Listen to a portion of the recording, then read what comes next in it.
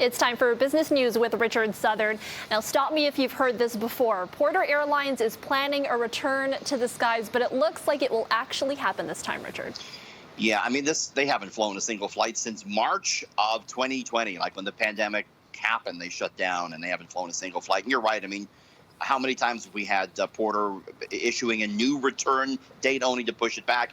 Anyways, today Porter says we are hopefully officially getting back to business on September 8th. Porter Airlines returning to the skies September 8th. That's going to be for Canadian destinations only. They're going to have 6 daily nonstops between Toronto and Ottawa and Toronto and Montreal. September 17th is when Porter says it will resume its service to U.S. destinations, including Boston, Chicago, New York, and Washington. There'll be 6 daily flights, for example, between Toronto and Newark starting on September 17th. And Porter says they're going to recall some 500 employees as flights get back up and running there in September. All this, of course, after the federal government announced last week that Porter would be being issued a repayable loan worth potentially more than $270 million.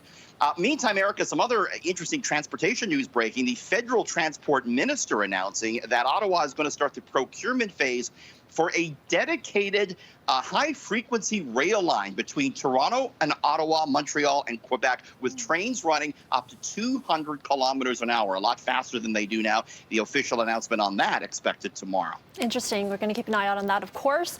Lockdown restrictions are being eased in some parts of the world, and that's having a bit of a surprising side effect. Yeah, I don't know that we want to look forward to this, but in the States, Erica, sales of cold and flu medications are flying off of store shelves as the mask requirements and all the other social distancing requirements get done away with there in the United States. Sales of, for instance, children's cough medications are up more than 500% compared to where they were in 2020, where they were a year ago. Sales of adult cold and cough remedies are up 80%.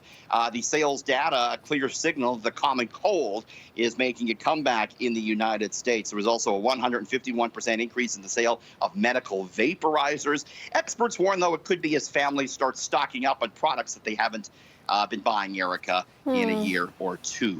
That's why some people won't stop wearing masks, even if, public guidance says you don't have to anymore, because, That's one thing we don't miss is having the cold every couple of months, right? We're not missing that.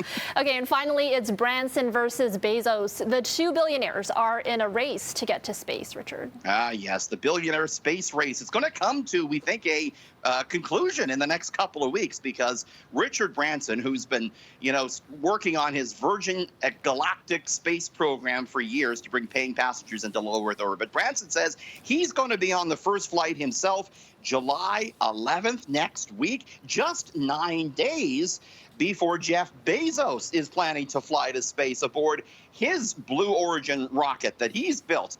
Now, these two have been going at it for a while, so it looks at this point like Branson's going to be the first unless something happens. Of course, there's a third name here, and that's Elon Musk, who has, the most prominent rocket company of them all with SpaceX. He has been very vague about his desires to go himself. He did say once, though, that his desire was to die on Mars. So who knows? These guys are going to be battling it out in the next couple of weeks.